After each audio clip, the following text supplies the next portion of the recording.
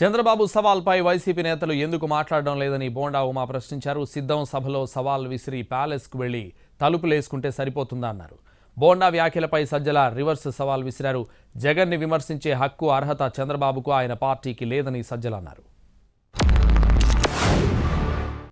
ఒక మాజీ ముఖ్యమంత్రిగా చంద్రబాబు నాయుడు గారు కూర్చొని ఈ రాష్ట్రంలో ఎవరు మార్కేంటి ఒక సీనియర్ జర్నలిస్ట్ని మోడరేటర్గా పెట్టుకొని రా నువ్వు టైం చెప్పు, నువ్వు ఏ టైం అంటే ఆ టైము, ఏ రోజు అంటే ఆ రోజు, ఎక్కడంటే అక్కడ అని సవాల్ ఛాలెంజ్ చేస్తే 24 గంటలైంది.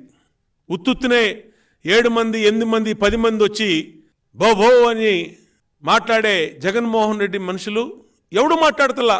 నీకు కావాల్సినంత వాక్కొని నీకు కావాల్సినంత చెప్పుకొని వెళ్ళిపోతే మళ్ళీ తుర్రుమని తాడేపల్లికి పారిపోతే తాడేపల్లిలో తలుపులు వేసేసుకొని ఇంట్లో ఉంటే ఎవడో చూడరనుకుంటున్నావా జగన్ రెడ్డి?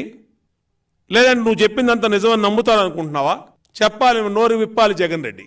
అధికారంలో లేని వాళ్ళకి కానీ అధికారంలో వచ్చే అవకాశం లేని వాళ్లకు ఎన్ని ఛాలెంజ్లు సవాళ్ళైనా విసరం. అధికారంలో ఉండి 14 ఏళ్ళు, అందులో 5 ఏళ్ల క్రితం తానే అధికారంలో ఉండి ఆ 5 ఏళ్లలో ఏం చేశానో చెప్పుకోలేని వ్యక్తికి ఇప్పుడు అధికారంలో ఉన్న జగన్మోహన్ రెడ్డి గారికి సవాల్ విసిరే అర్హత లేదు, హక్కు లేదు.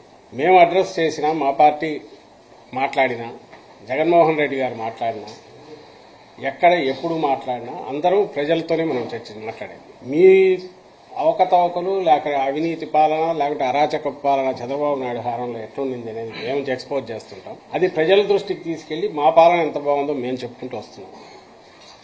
నీకు సత్తా ఉంటే నువ్వు 14-19 మధ్య ఏం చేశావో నువ్వు చెప్పాలి.